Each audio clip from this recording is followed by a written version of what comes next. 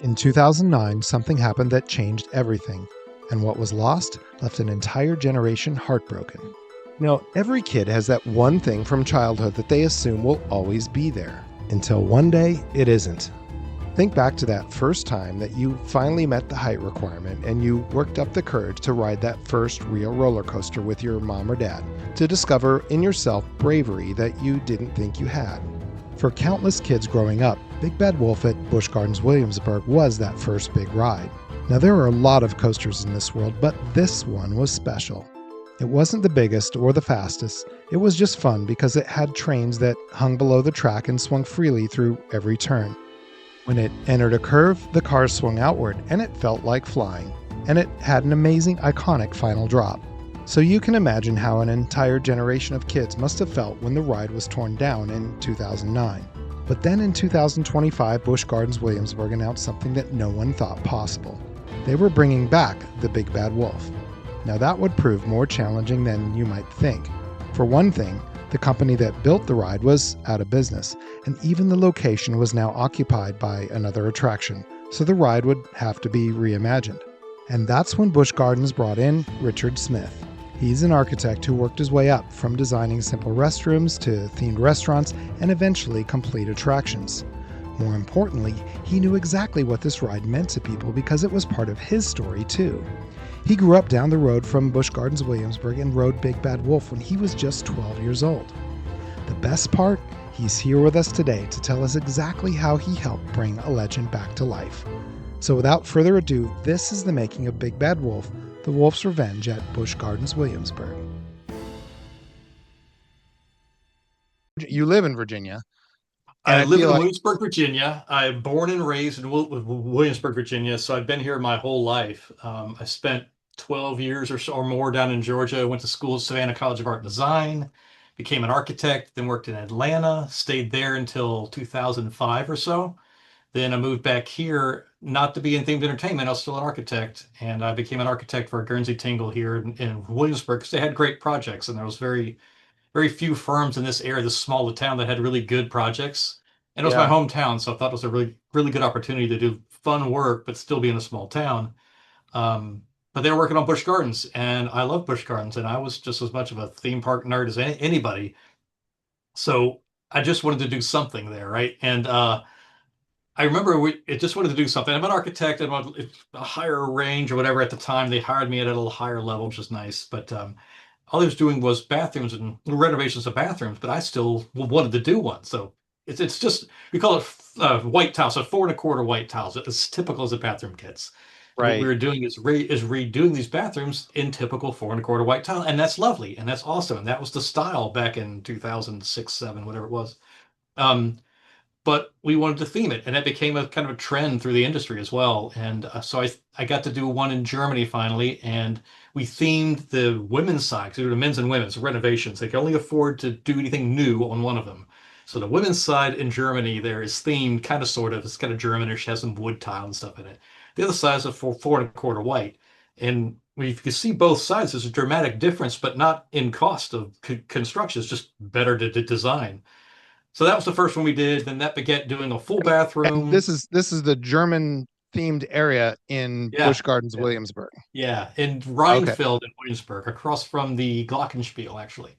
Okay. So yeah, Great. we got to do that one, and it was fun. And I got another bathroom, and then the bathrooms at the Fest House, and I was having great fun doing bathrooms, and they enjoyed them at Bush. So, and I forget it was Susie Cheely that brought me into to do the Marco Polo restaurant. It's now called Marco Polo's. Before it was a Italian name of some kind. It was basically a standard Italian buffet style thing. You'd go in, you get your food, and you come out. It's the same stuff: pizza, pasta, Quick whatever. serve. Yeah. Hmm. And they wanted to have different kinds of foods in the park, so they thought, what a great idea to have like a food court. It was very popular back then. This is like 2008 or nine, hard to remember. But so we did that, and the idea I was trying to figure an idea of how to have Chinese food in this European themed park. So we came upon the idea, and this is early on, so they were just hiring us as architects, but being the nerd I am, I always have some kind of backstory, and they let me kind of run wild on this one, and we came up with an idea of it being Marco Polo's team, Marco Polo and his as travelers have come back from their journey to the Orient, they've brought back all these foods, and that's what the food court is. So that's why it's an Italy, Marco Oh, Polo, okay. Italy connection kind of sort of. And it felt Italian. You could still serve lots of different kinds of food, and it opened up their variety. Like they could put anything they want to in there because Marco Polo kind of traveled the world, you know. Right. He brought spices and everything else down from Yeah. India and China and wherever he Yep. visited. Right. Yeah. Yeah, so inside of that one, we had a whole bunch of so we had a bunch of scrolls and stuff in that building, and the scrolls would tell the history of the food that was served in that kiosk originally. Since then, the scrolls have faded, unfortunately, and now they're just kind of blank scrolls. You can't tell they were actually once hand etched, not etched, but sketched on. So it looked like Da Vinci's journals in that style, in like the red ink and stuff, the cinnamon ink or whatever it was. Anyway, that was cool. And we did that for the first year. We did a really themed thing in the park, and that begat doing Invader. And then Invader was our first attraction. And then we've done a ton of attractions since for SeaWorld in particular. But Busch Gardens here, Sesame Place. We've done some preliminary stuff for work in Tampa. We did like a little some help on a show in Orlando. So we really got to going from bathrooms to full on attractions now. And now we get to do, a couple of attractions a year. It's really been fun. It's funny how that works. You Yeah. start small and then grow into more as that relationship develops. So was Yeah. Busch Gardens Williamsburg sort of your, I mean, I feel like everyone has a sort of a home park that as a kid you grow up visiting. For me, it was Disneyland. I was from Oregon and we didn't Yeah. have much. So we would Right. go to Disneyland every couple years in California, and that was always kind of my first love. Was that how it was for you with Busch Gardens Williamsburg Yeah, it or was. not? Again, I was growing up here from a little kid. That was before I could go to the park, and the park opened up when I was 4 or 5 years old. And it was our park. It was the park, right? And every year, though, we would go down to Florida. Every year, I guess it was going down to Florida to Orlando to see Walt Disney World. So that's my big park, right? That was like the not amusement, the theme park in our history. But every summer I spend God knows how many days at Busch Gardens. You get a season pass. Mom will drop us off. This is when I'm like 12, 14 years old now.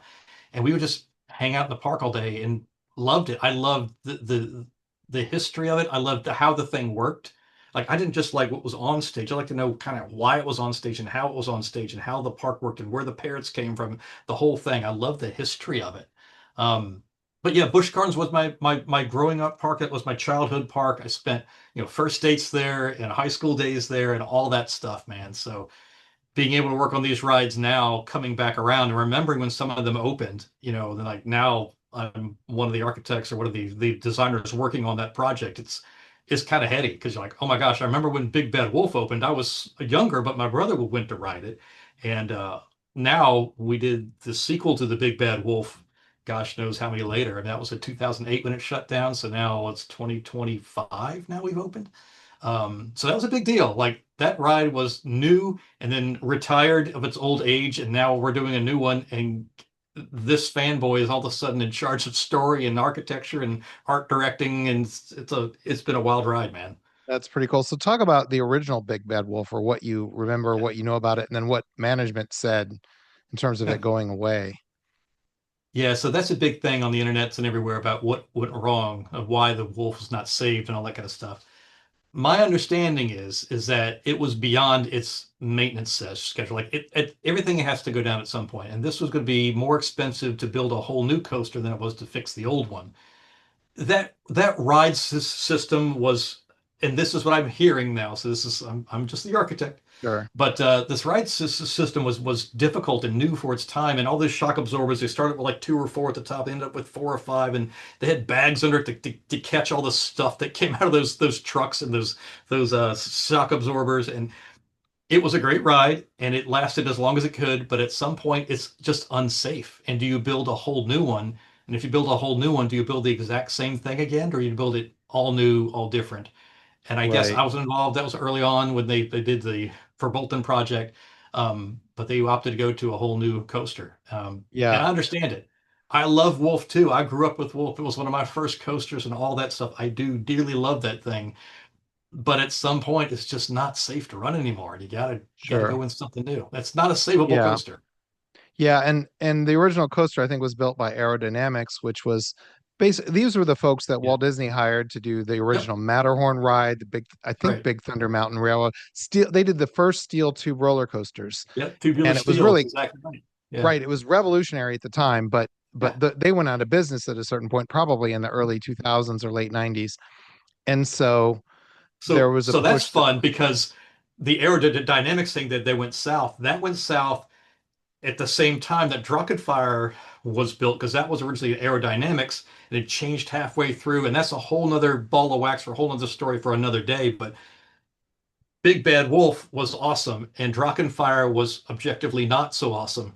And it was kind of failed, right? It was at the end of their run, and aerodynamics was starting to lose their power, and B&M was coming in and all that kind of good stuff. But that's kind of where Wolf started at Big Bad Wolf, but then the new Wolf is on top of the grave, essentially, of the last Aero coaster. And maybe not exactly the last Aero coaster. I'm not the super Aero historian, but that ride was a trouble for Arrow, and I know they had trouble from the very beginning. They changed their track layout because it was too rough, and that was the end of Arrow. So it's kind of like the high point of Arrow, with the Loch Ness Monster, and then Big Bad Wolf, and then the end of Arrow was right across the street at Drachenfire, which is now Big Bad Wolf again, which is interesting. right. Yeah. And I feel like that's kind of a cool thing. Yeah. We just talked about, or we saw that Phantom Theater, for example, is Hmm. making a comeback at Kings Island. So that was like a Haunted Mansion-esque Yeah. sort of Yeah. Six Flags Kings Island ride, and they're just bringing that back. So now in May of 25, we just opened up Big Bad Wolf 2, Right. which I think is cool. So talk about that origin story. What? Yeah, so when they brought us in, we had just finished up on Loch Ness, and we kind of heard that the next ride was going in behind the Fest House, and that's been a site they've attempted to put things on over the years, and nothing really stuck for whatever reason, COVID, all this kind of stuff. But they finally came upon another version of Wolf, and I was talking to some guys at Busch, and I believe Jonathan Smith was still there, and was talking about doing another Wolf, and Jonathan's a huge fan too. Um, and when he was working for SeaWorld, before he worked for B&M, that was his passion, right? And he knew what Wolf was. It was this low-hanging coaster. It didn't go very high. It had two lifts. We had this pause in the middle of the coaster. Really phenomenal, fun little coaster. He knew the pacing and he knew the character of it. So Mm, that was what beget the new layout that we have on the new one, is having those two lifts low to the ground, lots of close flyby stuff. So it's not the fastest, it's not the tallest, but it's fun, and that's what Wolf was too. And I really think that what made Wolf so popular amongst guests is that it was just fun. It wasn't trying to scare the bejesus out of you. It wasn't trying to be your. It's not a stress coaster where it's like right. you're not 16 years old like I rode the Wolf now. But when you're 12, no, that's a different deal, right? Like Wolf's a big coaster when you're 12. It's a transitional coaster that I think everybody can love. It's not trying to be anything more than it is. And what I really loved about the new one is that's what this one does too. It's fun. It's not easy, but it's a fun, energetic coaster. It's not going to throw you upside down. You're not going to come off this thing and be woozy. It's a Right. nice, fun, enjoyable ride, and that's what the original was. And really, that spirit is what begat the new one. Is we didn't want to make this thing too energetic. It was supposed to be fun for a lot of people. Not a 4-year-old's coaster perhaps, but a nice, good transitional coaster that everybody can enjoy with lots of real practical things, just like Wolf. So the original Wolf was all about practical props as well. They had a real village that you would fly through. Everything was practical and real and in front of you. There's no projections, no technology to be seen. It's just real stuff that you flew by and it looked cool. And you zoom across the river down towards the Rhine River. It was all there, and that's what I really loved about Wolf then. And what beget the new one now is they were talking about that from the very beginning. Like, we want this to feel like Wolf, not be this Wolf, not be a new Wolf or the second Wolf, but be an homage to it, to have that kind of vibe, that Yeah. kind of Anheuser-Busch, Busch Gardens from the '90s kind of vibe, when everything was real and practical and well done. Uh, I think they really went back to the roots on the new one, and we loved it. That's what my firm does. We love doing practical stuff, real stuff in the environment, Yeah. fly through, and you can see and feel. I think that's kind of what the new wave is going to be. I think that's the next trend, is in practical, and I think everybody else is saying the same thing. I'm nothing new there, but Yeah. practical stuff is just better. It just is when you Well, can and do it. I feel like the screen attractions, all those, it loses it for me. I just Yeah.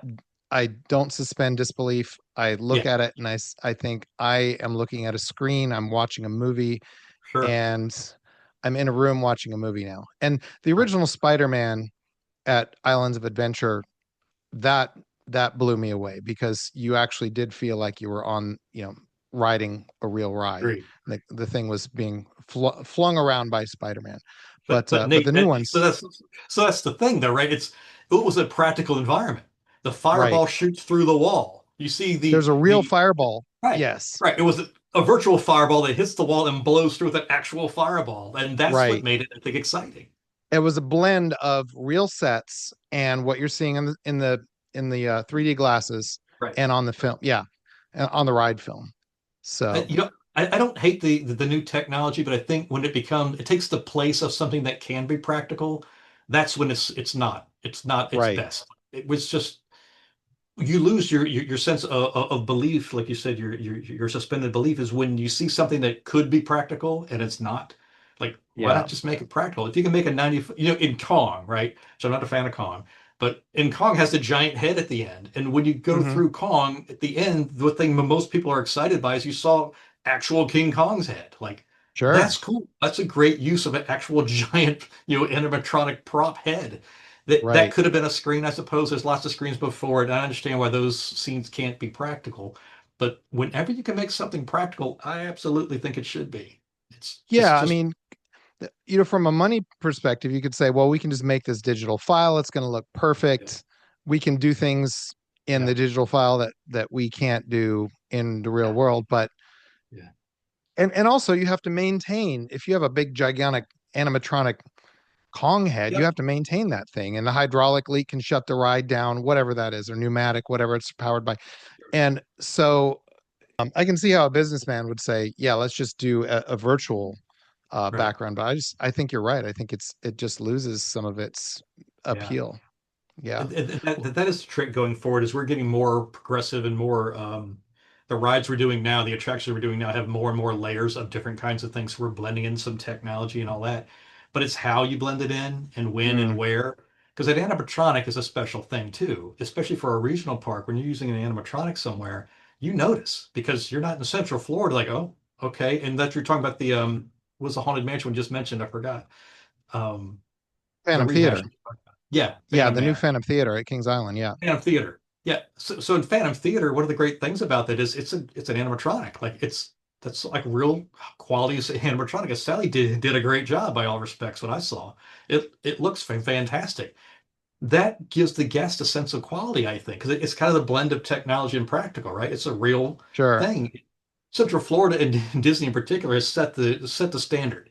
Animatronics are awesome and expensive, and that's like the most expensive, but the coolest thing that you can see. Like, oh, you go to Pirates, whatever, the ancient ones, you go to the new ones at Avatar. It's amazing. Like, but that is a practical thing. It's technology, yeah, but it's a Yeah, practical prop. It's in front of you, and that's like when you can use an animatronic, and when you can use it well, it may be worth the maintenance. I don't have to maintain them. I'm just gonna point and put one there, But yeah, as a guest, I love when I see one, especially when it's well done.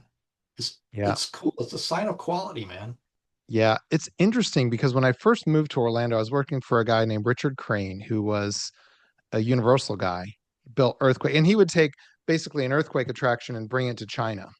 Oh Kind wow, of okay, they love to use proven concepts, so they do knockoff attractions, as it were. yeah, But what he said was interesting about animatronics. He considered an animatronic just like an actor, hmm, and in China, they would actually take offense to that in some cases that it's cheaper, first of all, to give an actor, and this is in the 90s, of course, an actor a job as that animatronic. right, But also it's a whole lot cheaper for them. $100,000 animatronic versus or 350,000, whatever that price yeah, tag is. You could have yeah, a dirt cheap because I mean labor in China is relatively inexpensive, so they right, would actually prefer to use live actors versus. But and I think there's that always that question. You can get the same show twice every single yeah, time, whereas right. there's going to be a little difference with an animatronic. I think I there's mean magic with a in it live though. actor. Yeah, I think there's magic in an animatronic. Yes, a live actor is live, but Yeah, and maybe this is my theme park nerdness, but if I see an animatronic there that's a really quality one, I think that's better than seeing a person there often because Yeah. it's just cool. It's a little robot, right? Like there's some magic to a machine doing that job. And I Well, and get the the fact that, realism and all that stuff, but go ahead. yeah, and you can make it a size and proportion that's not human. You can make a Yeah, gigantic true. gargoyle that's 20 feet tall, and all of Yeah, a sudden it's yeah. moving, coming after you. Or a giant ant like Flick, who got got to rest Flick's soul wherever he is now. But that was cool. It was an ant though. Like you can't Yeah. just be an ant character. You know, that's a genuine ant up there for all we know. That Yeah, I was cool. agree. Okay, so you touched on a couple things that I think are important. One is this idea of a family coaster. Yeah, And I think that's maybe the word for it, maybe not. But I remember yeah, working at Jungle Cruise and Pirates of the Caribbean specifically. I'd be standing out in front. You'd always have a greeter position, and they would say, "Can my family go on this?" And what was interesting was that every child, almost there was always a small height limit, but with yeah, Jungle Cruise and Pirates, everyone can go on it, which was yeah. great because a family doesn't have to split apart. Right. And so, talk about that in terms of you know it being a family coaster. Yeah, Big Bad I'd Wolf. love to. That's really something that I heard a lot of that from the public when this thing opened up, and it was a kind of a shame for me because that they're asking for they whatever the people that want this to be a more energetic coaster. That's great, but there's Alpengeist and there's Apollo's Chariot. There's like real strong. We just did Pantheon in the same park. Really strong, powerful, dynamic adult coasters or teenage coasters or whatever. It's not that you're pandering to the family, it's that you need to have a variety of things. You can't have all e-tickets. You can't have all high energy coasters. Then you become a Six Flags. And God love them, Six Flags, they make great stuff. But often they have a lot of high energy coasters over and over again. And when you're 12 years old, when you're 10 years old, what do you do? You know, and Right. from a money standpoint, from the park owners themselves, they need to have the family come in. And if only the 14 to 24-year-olds can ride this one ride and you're spending gobs of money on every year and you build more of these things that only young adults can ride, well, that really limits what the rest of the people can do. And you don't want to have a Right. kid go from little Clydesdales up to Loch Ness Monster. And Loch Ness Monster is a fairly energetic coaster. It's got some age on it, but it's a serious coaster, right?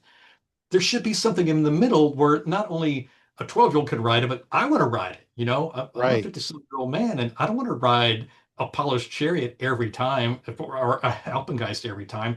I want a variety too. It's a bouquet, right? It's a bouquet of Right. flowers. Yeah. All roses is great, but all roses after roses after roses, and every time it's always roses, you know, they don't become special. And I think it makes a lot of sense to put something that's fun, it has some energy in it, and it's just a good time. And that's what this is. It's not an energetic thing, and it never meant to be. So sometimes we hear some criticism on it, and that's fine because I love that too. But it's you criticize it and comparing it to like Apollo's Chariot again or Pantheon that they just did. Pantheon is not what Wolf is supposed to be. It's not what it is. Pantheon is its own thing. I would love to see some more theming on Pantheon. Um, uh, but I think Wolf hits it right on the head of what it's supposed to be.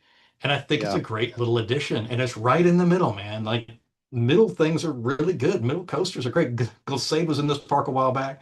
Fans love that one. They turned into a flat ride into a Wild Mouse and Wild Izzy and all that stuff. And now it's Dark Coaster. Dark Coaster is another one that's right in the middle. That has its troubles, but it's a middle coaster where kids can ride. So I think it's a great coaster in the middle. I don't think it's a kiddie coaster. I know that's what they call like a family coaster. It's what it's called by the manufacturer. But I think it's more like it's a solid B plus, man. And it's Yeah. fun. It's good time. No one's gonna get you won't get hurt on this thing. It's just a fun coaster. I keep saying it over and over. That's what it is. It's just supposed to be a fun, good time that you can ride this one and then go ride Apollo, then go ride Pantheon. Right. Enjoy those too for what they are. Pantheon isn't a Yeah. great storytelling coaster, but it is a hell of an energetic one and a great, like, dynamic story in a sense of how the G's work. Like, that's a really well-paced coaster. And it's only, what, 400 yards from this one. So. Yeah. Well, how do the G's work? Talk about that. Well, I don't know a ton about that, but I can tell you from a fan that the pacing on a coaster like Pantheon is awesome. That you have negative G's, you go up and over the camelback there, and you go into a spike, and you come back down, and you run that spike twice. So you're getting more. you have a difference in acts. So there's always a separator between big acts. So you got the camelback and the spike, and you go back over the camelback, then up over the big top hat over there. Between those, there's pacing. And I love that one's a speed run. At the end, you have this speed run, it's kind of snaking speed run. You get the one extended, the inversion, the extended inversion right after you go past the lake. All those things are super well paced out. It's like a one of each one of them. It's a nice, again, a bouquet of things. So it's designed as a grouping of things. It's not a one trick pony. It's not a king Mm, cobra. It's just a shuttle loop where it does a loop and it goes a spike and a loop and a spike. Those days are over. You have to tell a whole story, even if it's a dynamic one with the energy of the coaster. It should be telling a story still. You got a beginning, a middle, and an end.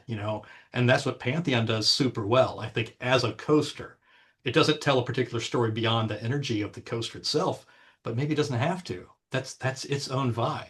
Apollo's right. Chariot's why Apollo's great. It's got three nice big acts, the big swooping downturn. You got the camelback on the backside, and the invert, not the inversion, but you kind of double back through the supports coming in. Those are super well paced. We have time to breathe between events. And I love that in a coaster where you have time to breathe between events, not just bang, bang, bang, event after event after event. You have time to see things, to settle yourself, and then a heartline roll. You see and you settle Right. yourself, and then you do an inversion. I think Pantheon is really great at that. And I think Wolf does a pretty good job of that as well. It does a different level. So it's just a lot of swooping over and around things. What I really loved about Wolf was we had an environment that was left to us from Drachenfire. And Drachenfire's building, we got the old station, we got the maintenance building, we got to acquire all that stuff, which is great because we had a really well built building, a well themed building, which started us off on our story. And we got to fly in and around all of that. And one of the really fun things I love about Big Bad Wolf, the new one, was it Wolf's Revenge, is that when you go down the first drop, you go up and over the maintenance building, which is fantastic, I think. And if you're standing in the station, you look towards where the train is going off, it goes off on your right hand side there as you're standing in the station, it disappears into the woods, which is awesome because you can't see where it's going and what it's doing. And then it comes out of the woods and goes after. You can't see the drop from the station either. So you don't know what happened over there. You don't see the wolf again until he comes around the corner in the Mm, celebration scene. And you have a good moment. Like you see him come through his final drop, you hear the screams, they missed the pit, and you go through the celebration scene, and you see that train in its most joyful moment. It's after the tension, it's a big swooping thing around through the beer garden and it comes home. And I love that it goes off on an adventure that you don't see. It does something special and magical. Big screams behind the building you can't see, and then it comes out from the other side of the building into the celebration scene, which is all part of the gag.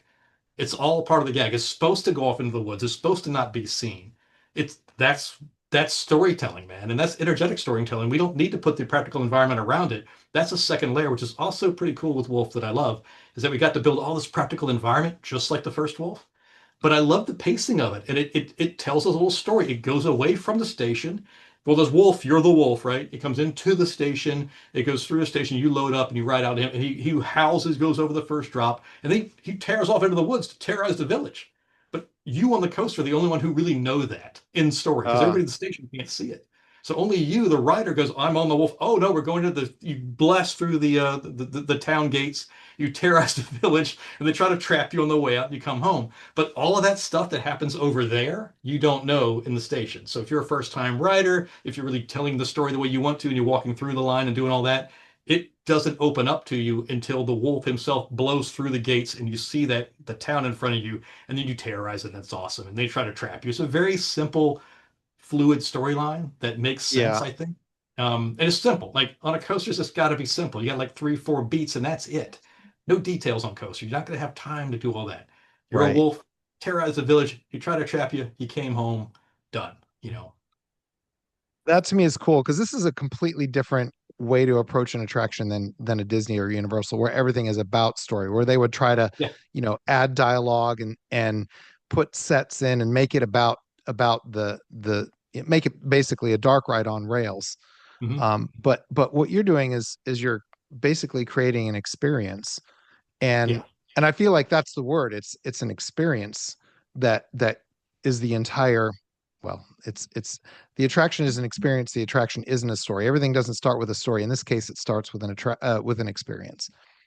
That's a great point, Nate. So in regional parks, when you're gifted an attraction, you pretty much have the attraction in front of you. I'm not going to tell them where the coaster goes. They tell me, and this is the coaster, and this is going to do this thing. So then it's our job to find a story that fits, or to create a story that fits around the motion that thing is doing. On Wolf, it was a bit of a symbiotic thing. We kind of knew it was going to be like Wolf. We had the two lifts low to the ground, so we started with that. But quite often, we're given a piece of equipment. It's like, okay, here it is. You're in Germany.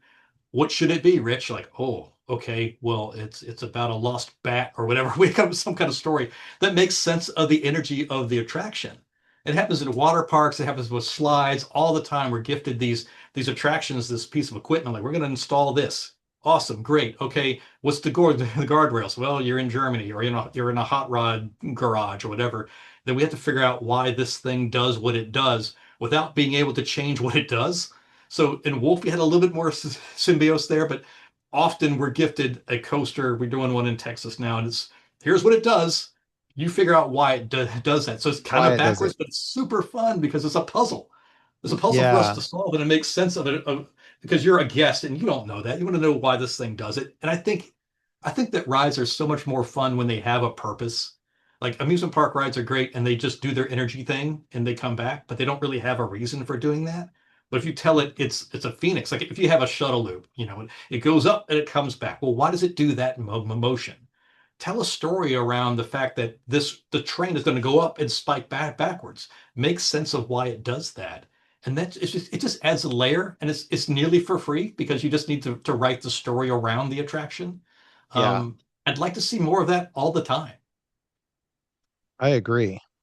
Yeah. So talk about, because there's sort of this, everyone says, well, you're a roller coaster designer, so you're gonna, but there's a relationship between you and the manufacturer. And I think a Yeah. lot of people don't misunderstand this. Could you talk about your relationship with the Yeah. roller coaster manufacturer and how that interaction works when you're putting together this attraction? Because like you said, you're not designing the roller coaster, but Right. you are designing the experience around the roller coaster. And I think people need to understand that there's a Yeah. difference there. You're not a roller coaster engineer.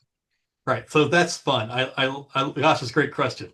Great question, Nate. So what it is kind of it's not so much of a dance really, because the roller coaster guys are in charge and they tell you the coaster can only do this. It's got to stop here.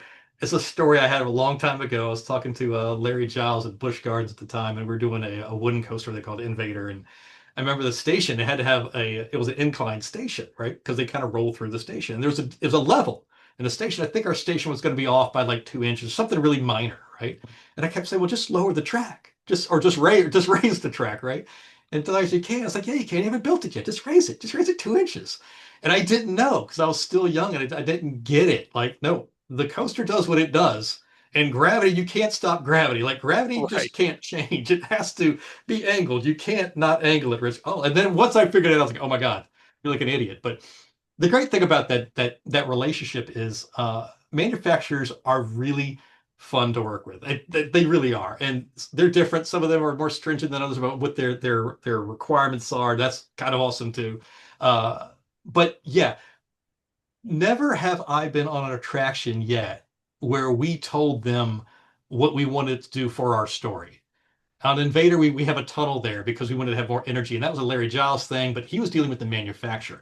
I, as the architect, even as the art director, and whatever roles you have me on, whatever attraction, it always changes what my role is. But even if I had all the creative control of the story, I couldn't tell them I want a tunnel here unless it's being built around the thing that they're already doing. I'm not changing the track. I'm not changing the track. I'm not changing the train itself. I can add things to a train. I can paint trains colors. I can paint track. I can't move the track. I can't change the equipment, and nor do I want to, because those guys are brilliant. And I'm not going to tell this brilliant genius that his wheels are too small on his roller coaster, or I Right. want it to be one car longer. No, no, no. I'm just a storyteller, man. You do all the stuff that's safety related. Make sure it's awesome safe. And when I want to do something, you make sure I'm still safe on your attraction. And that's the real difference because we don't mess with things that move around like that. We'll design a coaster. We'll design like the fairings on it or the lead car, the zero axle, what do you want to call it? We'll do that quite often. But even then, you hand that to the manufacturer, say, "Hey, can I do this?" And he goes, "No, you can't." Like, okay, well, can I do? They give you like a guardrails. Um, so never have we changed the path of something, but we have added things to the train. It's about as far as we can go, and as far as we really want to go.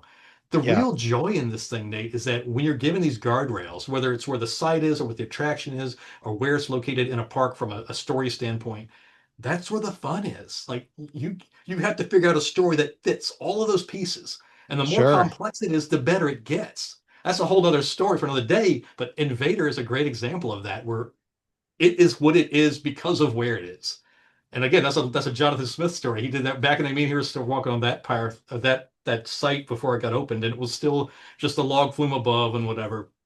And I remember we were standing next to each other, looking up and around, and we knew we had to go through and around the log flume. There's a lift there, and there's a turnaround there before a drop, and the coaster we were going to put in was going to be right underneath this thing. It's like, that's going to be a pain in the ass. And we thought, yeah, but it's going to be awesome.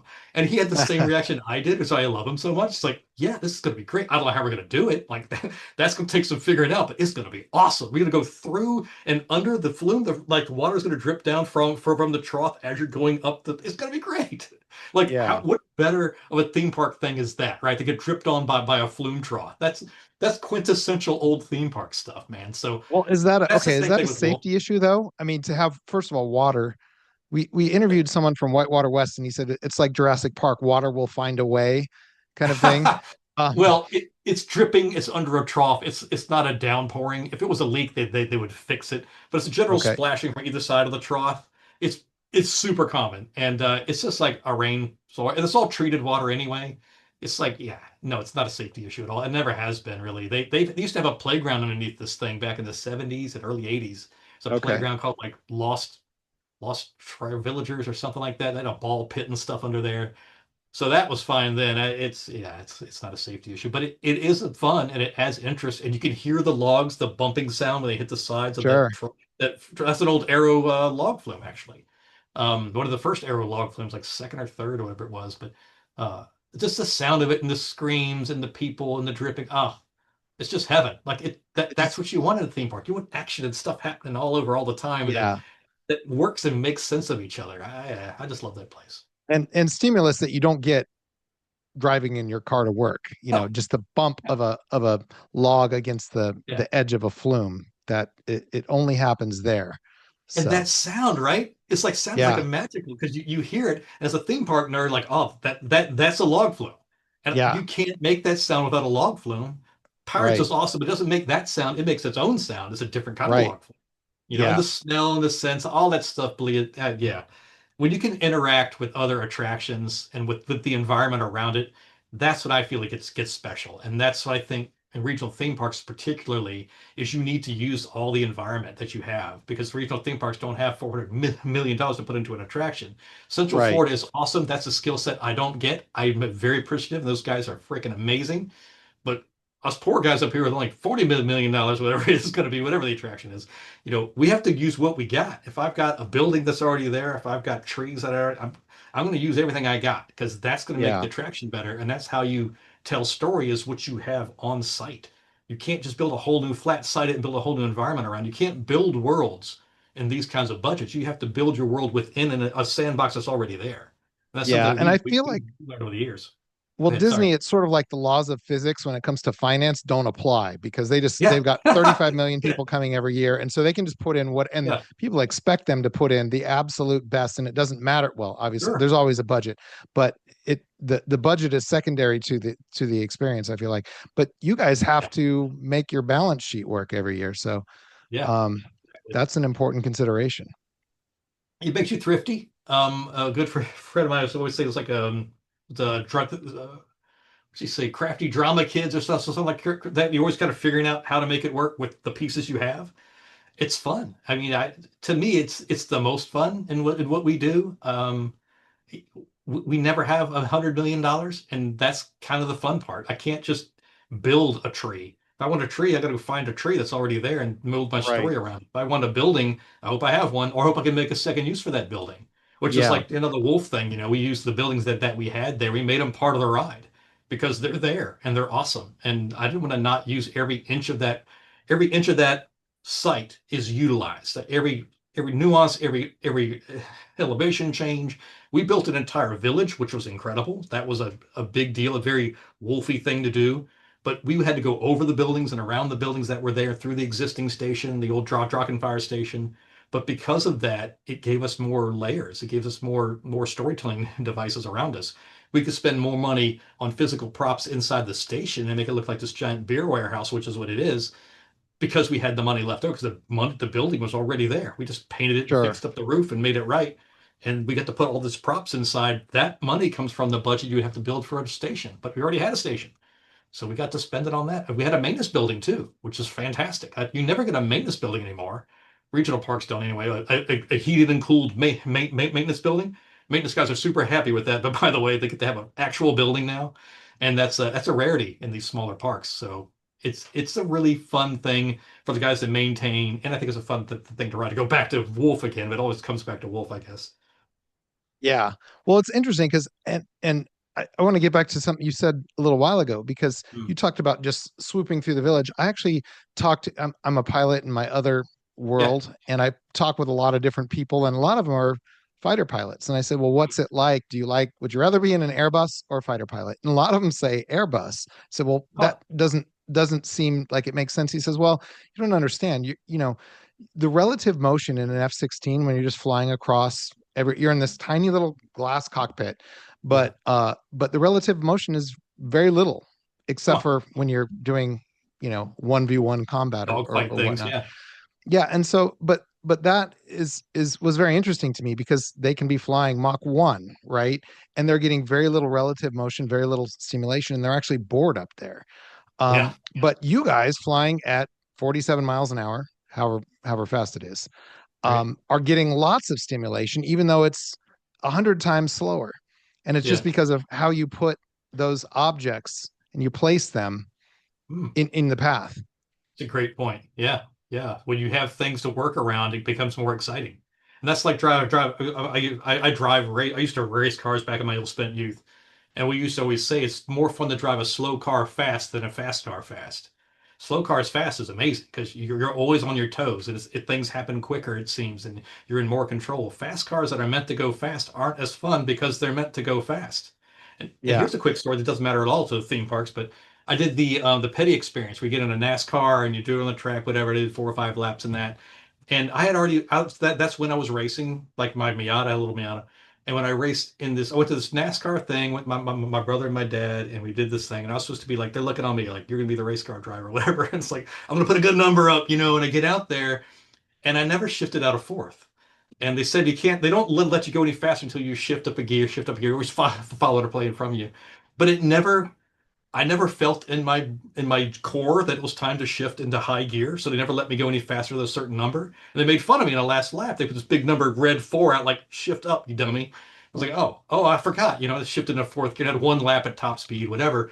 But the point was is that I've been running 9 tenths, 10 tenths in my little car, my slow car fast, and into a fast car going fast, and it wasn't even time to shift gears. I'm still in the parking lot in my brain because the car's so big and safe and cushy, and like you're strapped in with a big helmet, you're made to go fast. This isn't exciting at hmm all.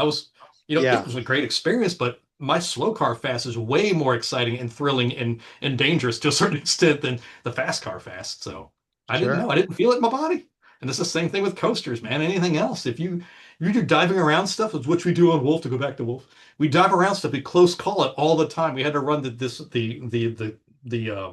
safety envelope. They got a big metal safety envelope thing that runs the track.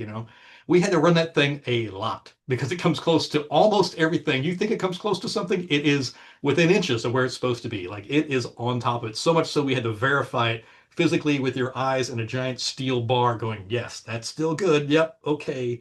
We had to cut the roof back on one of them 3 inches, which is awesome because the roof was 3 inches over the safety zone. So we had to slice the roof off because you can't move the building, right? sure, But that's it because it's so much more fun to go past something doing 35 than doing 110 on a coaster that doesn't go, like you don't feel it. You feel the wind, I guess, but I think it's fun to go around the tree and over the church and past this and through the roof structure and all that right. stuff. Yeah. You're flying is what you're Yeah. doing. Yeah. Yeah, Yeah. yeah, that's cool. So, and well, tell me about how you did the safety envelope thing. What were the general? I mean, they obviously gave you some parameters. B&M Yeah. did. How did that work? Yeah, so the manufacturer always has a safety envelope, but it's a geometric shape that's perpendicular to where the track is. And what happens is the manufacturer or the erector, somebody will build an actual physical version of that geometric shape. And it's a kind of an oval shape in most cases. It gets a funniest shape on the bottom for all the trucks and stuff. But that oval shape is a certain percentage of people. It's like 99% of people are within this range, and that's your arm reach, right?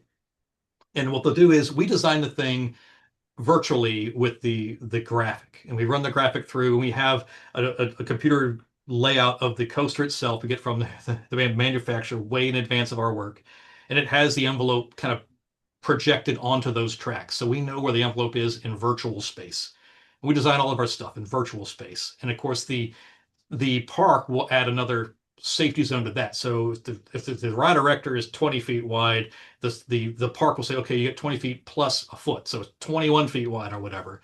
So we use that one, and we design all of our stuff in virtual reality or whatever, virtual modeling and stuff. So it's outside of that outer one. But we bump up against right up against the parks one because we know we have a foot or so between the real one and the parks legal safety one. But we come as close to that as we can. That's why there's a cushion there. And with Wolf in particular, we came close to it.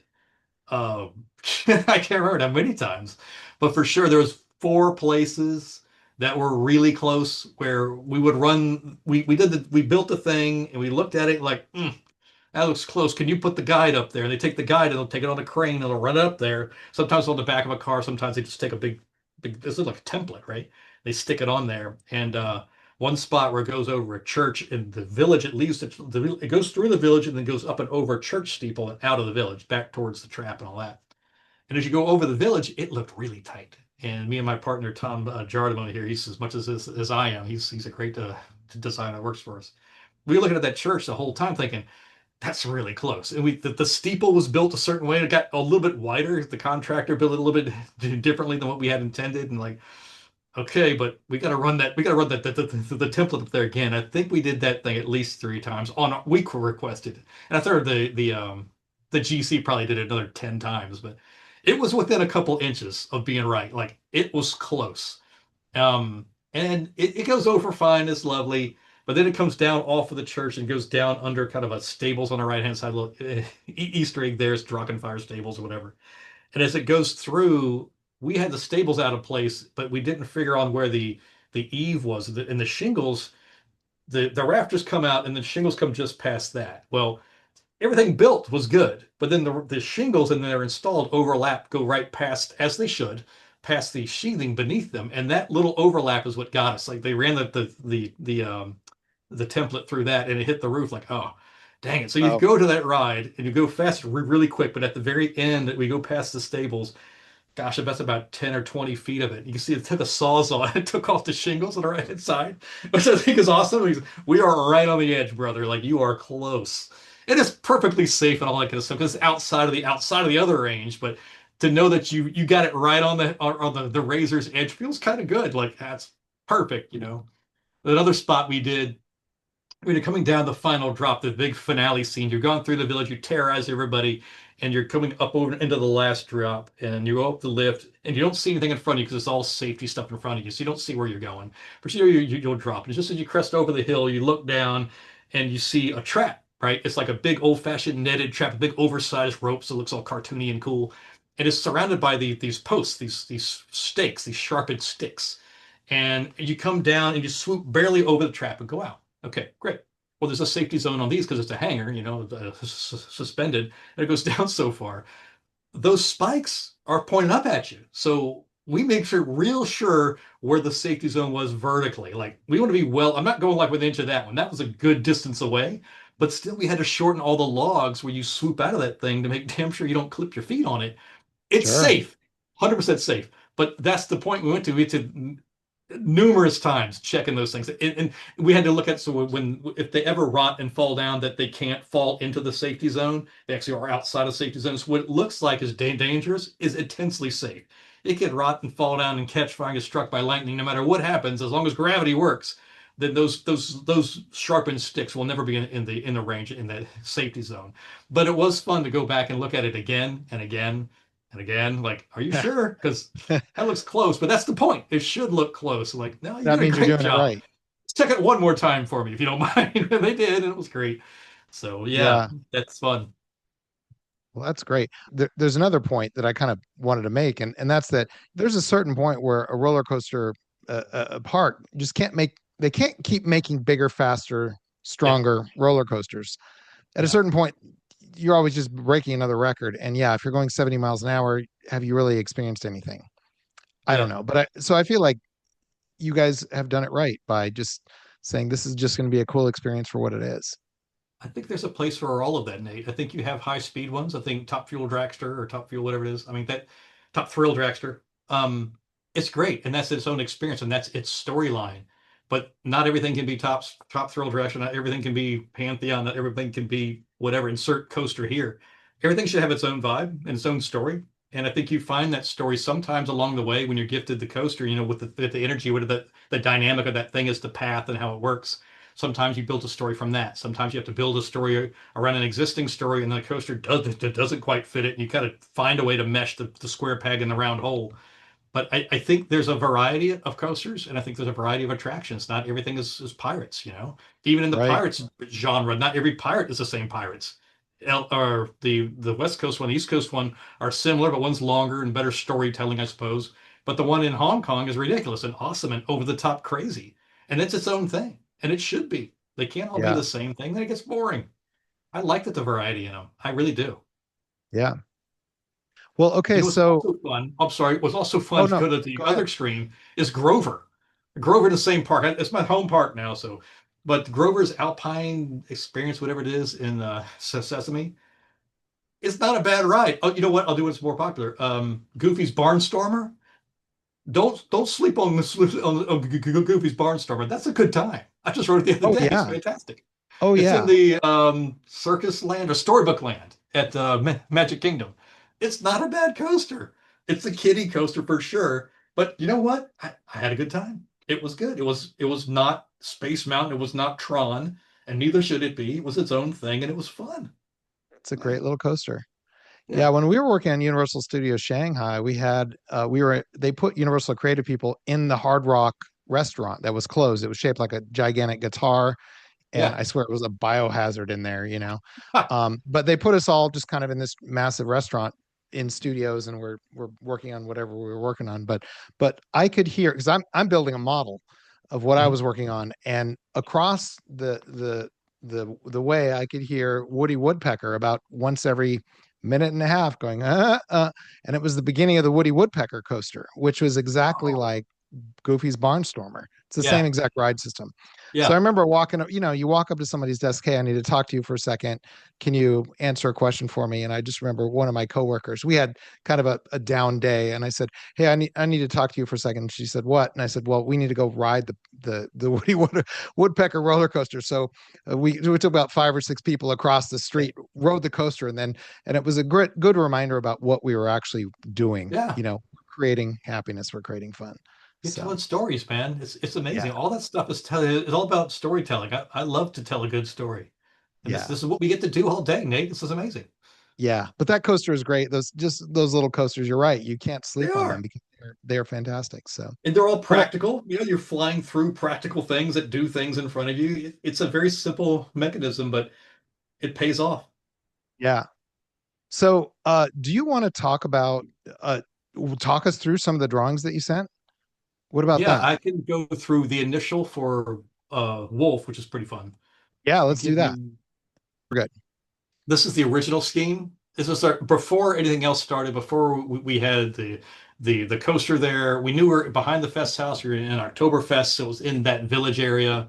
And we knew we wanted to do a second wolf, but not the same wolf. We knew that was the character of the ride.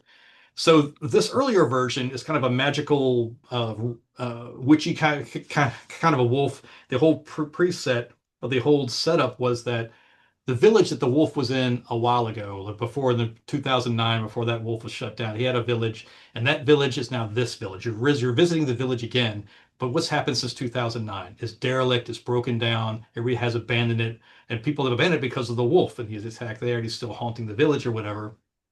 And then we had these series of bells, and the bells would be the warning bells that the villagers would ring if they saw the wolf.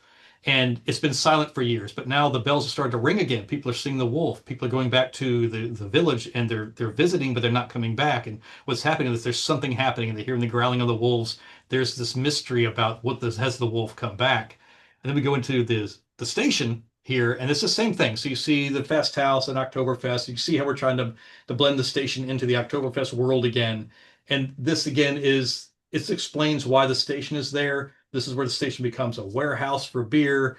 And this is giving you the idea of you're still in the Oktoberfest, but this is the earlier proto version of that. Now it's become the warehouse is the warehouse where they store the beer for the fest house. In this iteration, it was just a station where there was a precursor to where the village was behind it, I guess.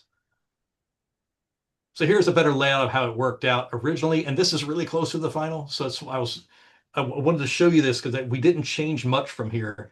As you leave the station, this is your first drop, and we use all these buildings here. So that's the original station for Drachenfire. That's the maintenance building for Drachenfire, and we would drop down and up and over that building, and then we go through the woods, and this is where you disappear behind the woods. So everybody in the station just sees the wolf go over this building and then disappear, and all this is really wooded. You can't see through this stuff. But through here, down through here, and you go through the village. You blow through the gates here. There was a tunnel here. It's now become gates.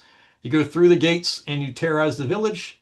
Up and over, there's a second lift here, which we added a little bit later, and you would drop down, which originally through these maypoles, but we changed it. Instead of maypoles, we wanted to have some kind of finale trap kind of sequence. And originally, that trap sequence was we had a barricade and a bunch of kind of sharp sticks pointing at you. And that came from another source that we were kind of editing the story as we went, because there's always a variety of people who work on this. And it seemed fine. Later on, as we go through the ride, we're just going to install this thing. It didn't make sense that why would a wolf be, why would they make a roadblock for the wolf? It doesn't, he's not in a car. It doesn't make sense, right? And somebody in my office, Jacob, he was saying, well, we could put a trap there. I got an idea. And he sketched out a real quick idea, like a true napkin sketch. Like he could be going down into a trap, and then he gets over the trap, like phenomenal. So we back in, we changed all that sequence around. It didn't change anything in theming. We still just had a bunch of sharp sticks, but now they're around a fake hole instead of a pile of, I think we had barrels and carts and stuff, which didn't make sense. But now it's cool. You go over the trap, and as you go over the trap, they don't catch you. You jump over the trap at the last second. You go back into the finale sequence back here, which was originally going to be like an Oktoberfest beer hall, and we're going to have a tent over the whole thing, so the trap would go into a tent and go around inside this tent, which was awesome. But tents are wildly expensive, especially when they're giant, big enough to hold a roller coaster doing a hairpin through. So that didn't last, unfortunately. So it turned already into flags and barrels and stuff, and a big beer wagon at the end that we kind of like. You go swoop all through that, and then the finale home. This is all good times and flags and waving. Then you come through here, and that's your back into the station. So that was that guy. And our inspiration, everybody has these inspiration pages. This is the original one from back in the day. You'll notice a lot of this stuff happens on the coaster now. This beer wagon is on the coaster. This village is pretty much on the coaster. This kind of steeple church thing happened to be on the coaster. This is Wolf, the original Wolf. See, he goes through this coaster and through this little tunnel and stuff. So this is what we're pulling from. And we really wanted this one to pay off. It was a huge deal for us to have a village. The big bad wolf is known for two things: dropping over the Rhine, two lifts, and a village. He flies through the village. If nothing else, the big bad wolf flies through the village. He has to fly through the village. That's what he does, right? So that was the biggest thing. And the first thing that went into our storyline was the village. So going back to that original sketch back here, the first thing we ever did was the village piece. We knew what this was going to be from the very beginning. When they showed us where that the helix was back there, I guess, or the turnaround, that's where we knew the village was from the very, very beginning. All this other stuff was placed around it. This made sense at the very end. Even this, we knew we were going to go over that building, and we didn't know it would disappear into the woods until we started to look at the layout, and then we really leaned into it and put everything that was special on the other side of the woods. So we talked about earlier how you want to have it all revealed to the rider. So all that stuff got in there. These guys got dropped for the final drop through the trap, which I think was a good trade-off. And they didn't really read well in the animatic as you went through these two maypoles. It wasn't as exciting as we thought it was. And it was a moment in time as opposed to a build-up over a trap. You got a much longer excitement zone or whatever.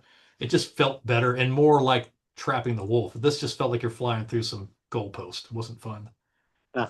This is the original layout. So you can see where we worked with a lot of the original stuff. That's the original photo building for Drachenfire. Drachenfire's plaza was right in here. We kind of leveled out some of that. this tree evidently got lost. It was here. We're going to move it over here, but it didn't work out. But this is an early prototype version of what happened. But most of it is in play. All the stuff, this tortured path of Q, which we like to do here. We love these. It's a lot better than having a cattle call back and forth. So go through the woods anytime we can. And you can see early on, we still have these storytelling devices, these little storyboards that are all part of the signage package. It tell the story of the wolf and the town and its haunting of the town and all that kind of stuff. It's all told through these. Here you don't see the bells laid out. That's for a later map. So the bells came out pretty early in the wolf line. What we needed to do was figure out a way to get from the Fest House all the way back to where the coaster is. So the entrance piece is way over here, and it goes past the Fest House, and you have, gosh, it must be a couple hundred yards before you get to the actual attraction. So the problem is people can't see the station from when they enter into the attraction. You're entering off the side of the Fest House, and I should show you a picture of that, where you really can't see where you're going. Do I have a picture of that? No. I have these? Don't. Oh, here it is. So this guy, this is the very early concept of how you get people around the corner. This is the corner of the Fest House. This is a giant beer hall, and you still can't see the attraction from here. This is actually Verbolten back here. This is a big sign, the earliest sign. It's not what we did, it's an early placeholder. But you had to go around the Fest House and walk back into the woods at least 200 yards to get to it. So how do you draw people in and how do you figure all that out? And our concept was to have these series of warning bells. And right up front, when you turn that corner, you got the big sign and you turn the corner and there's a dramatic bell right there. And the original storyline was you would pull down on the rope and you could ring that bell and guests could ring it. And we thought that was a great idea until it wasn't.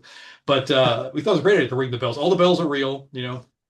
And so you'd ring the bells and you would see a bell. So you see one bell, you can see the next bell. It's like an exit sign. So it leads you down from one bell to the next bell to the next bell. And by the time you get to the fourth bell, I suppose it is, that's in the middle of the plaza and you can see the coaster open up to you. So the bells are ringing and it gets to the station where the wolf is. Fun part about that, I thought, was the bells originally were intended to ring randomly, and we were going to rig them up so they would just ring. So one would ring over there for no reason because the wolf had been seen. That was hilarious and awesome. But again, you know, these regional parks and stuff like that, it's great to have it. A practicality, it just didn't work out for us. It would have been awesome in thought. It works out great, but it didn't quite work out for the final version of it. But it was cool. Um, that's the basic layout. I can go through some of the other stuff here. I'd like to show you one of the things we saved from the original store. So this is the original station that we were gifted. This is Drachenfire Station. This is the inside of Drachenfire Station as we got it. It had a haunt in it. There was still surviving building, and they were using it for a seasonal haunt. But you can see this is where the coaster would load up right through here, and these were lights. The track would go through here. It was a riding coaster, a standard coaster where the track is beneath, so there was a trough through here. That's all the original theming from Drachenfire back in, gosh, 99 or whatever it left the building. And we had this guy. These are all over the side of the building, and they're little Drachenfires, a dragon, little Drachenfire-y guy. And I loved them, right? But they don't make sense of the news story much at all, but I didn't want to get rid of them, and I just think they look awesome. And it's a homage to Drachenfire. Sure. Drachenfire is well loved. It was a mysterious thing that was there for 4 or 5 years. We talked about it earlier. It was a failed arrow and it got switched over to somebody else building it, whatever. That's another story. But this was fun. So what we did was we knew we had to have brackets somewhere anyway. So we repaired the few that were broken, and then we built these guys. So if you look at the Oh, final version, this is the outside of the coaster, and then inside where the queue is, they look like this. I left all of these up because they're awesome and original, and they're from 20, 30 years ago. The new wolf ones look kind of like those, but inside the station you have wolves, outside the station you have Drachenfires. that's cool. I loved it. I love having those little Easter eggs and homages to past coasters. Another quick thing is, so we have, this is Big Bad Wolf. And this is the village, the first drop into the village. You're coming down off of this thing, you swoop through here, the tunnel and stuff is behind you. To give you an idea of what we did, this is the new village, which is different and awesome too, because now it's all sweeping past these things. This is the same kind of near misses we had on the original. It's a big well in the middle, which It's kind of cool when you come down off the drop, you see him. These things here were super cool because I had these things painted on the side of these murals. There's one of the Friendly Eagle, which is awesome because he's the original Busch Gardens logo, the mascot from way back in the day, the Anheuser-Busch days for Busch Gardens. And he's right behind this post. I can send you one of those pictures. Then this thing here, these are two figures that were painted on the side of the bumper car building that we had to paint over for another piece of theming. So we essentially removed them and relocated them to here. The artist who painted these took pictures of the old ones and did the new ones here. She's amazing. Allison Larkin, she's fantastic. She actually is the daughter of Suzanne Sessions, who did the original art direction for Big Bad Wolf #1. So she's the daughter of this lady. And in this, on the right hand side of this, which I also sent you a picture of, it has a picture of a woman and a small girl walking towards this scene. And in the little girl's hand is a paintbrush, and in the woman's hand is the plans to Big Bad Wolf. So it's actually Suzanne and her daughter, Allison, in that mural. And it's really charming. And it's right to the right hand side of the store, unfortunately, but I'll send you a picture of that. You can see it. And it's awesome. There's little homages and Easter eggs to the people who made the original. I love them. I love the meaning of that. I love that the illustrator, the scenic artist who painted these is kin to the original lady who was the art director of the original ride. So you still have that connection, you know. Very old school kind of Busch Gardensy. Another quick thing I wanted to show you was this is the original version of the drop sequence, which is great and approved and awesome. You come down off the drop here and you go over this barricade and over a second barricade and you're escaped, right? And this is your view going into it. And it was fun. There are spikes coming at you, and we were thinking about it, but the more we thought about it, about the reality of why would you do that? It's not going to trap a wolf. It doesn't make any sense. If you're the wolf, that doesn't make sense. So that beget this guy. Again, guy here in the office figured this out, guy Jacob. And coming down into it now is a funnel. And it funnels into this big trap at the end. And it reads better on coaster. What we did this whole version, this rendering off the animatic was we wanted to make sure that you didn't see the trap until you're right up on top of it. So you don't see Mm, Jack. There's more of these. There's a big pathway here, and you can see it all reinforced in person. But you don't see the trap until you're right on top of it. And it's really fun because that's where it becomes like a foot from where it can't be. That's super close to the edge there. that is really cool. What I loved about it, the storyline here was, I guess the overarching thing that I remember about Wolf was we had this really nice, neat, tight story at the very beginning, and we didn't know where it would go from there, right? And as the coaster comes in, you develop it, and Landis said multiple people have multiple ideas, and those ideas are good, and you kind of you lose a little bit of that story, it gets diluted over time. What I've learned on this attraction so you have to keep going back to the original storyline, which is why when we can, we like to have a story writer on staff because they keep you centered and you don't get too far afield. And what happened on a number of attractions, this always happens, is it kind of sprays and kind of strays from the original storyline, and you get to prune it back. And what was fun about this attraction that was different than most is at the very end, we had an opportunity to kind of go back and prune some of those things, those extravagant storylines back, and get more of the original storyline back intact. So I think we really have preserved the nice, neat storytelling devices, the sequence of events on the attraction itself. You go to the warehouse, the wolf comes in there, and there's a bell inside. I didn't type out the bells. So the final action on the bells, right? The warning bells are through the queue. There's one in the final queue. When you get into the station itself, which is the warehouse, there's a huge, dramatic, actual real bell with a big rope that's still there.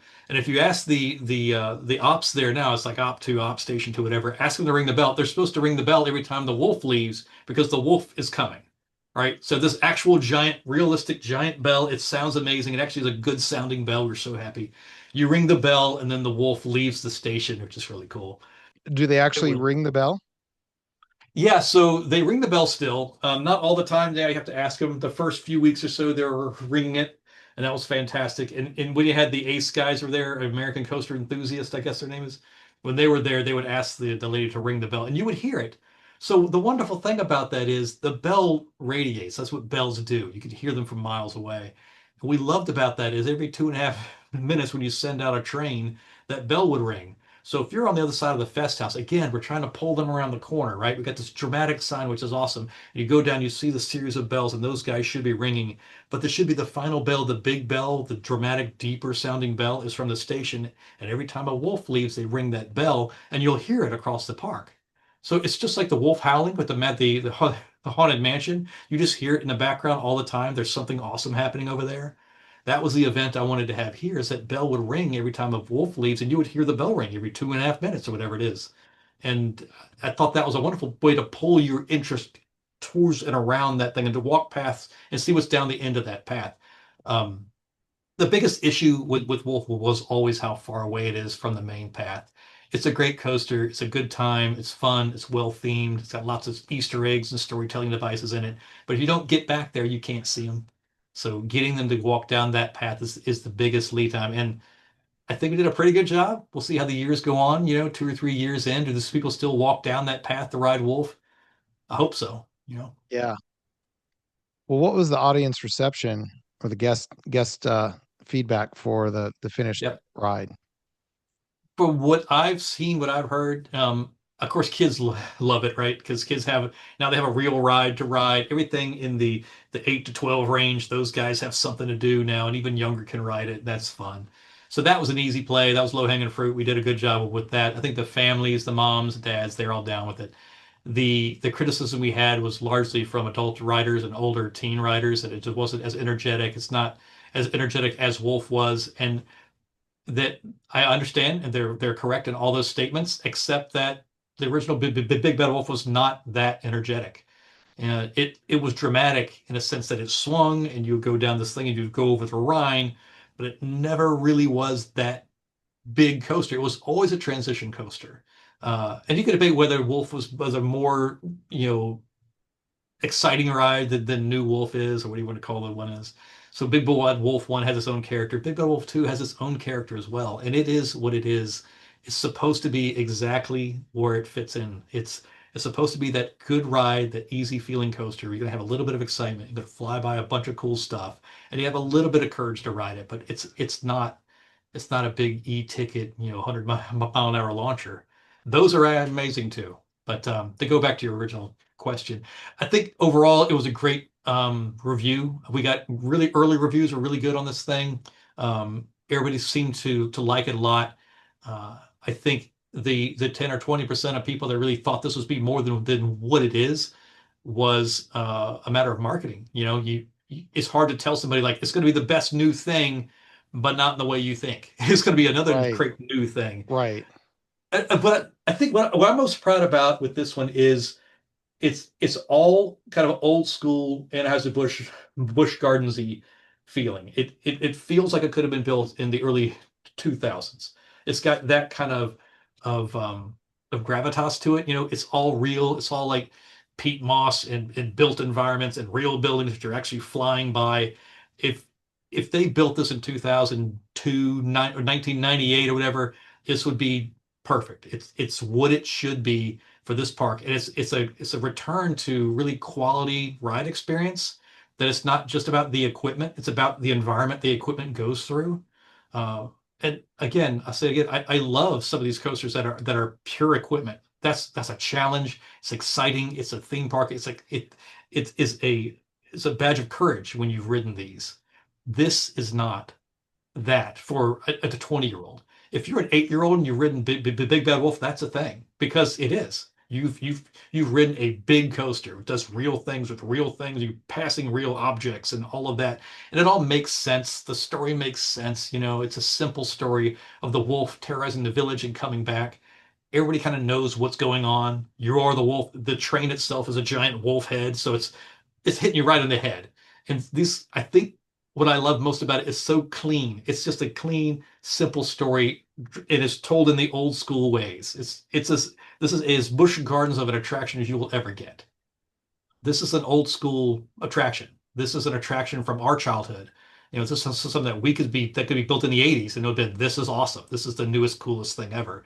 And that's what it's intended to be. A good, fun times, old school experience. It's not trying to be technical. It's not trying to be anything it's not. It's not trying to flip you over and give you heartburn.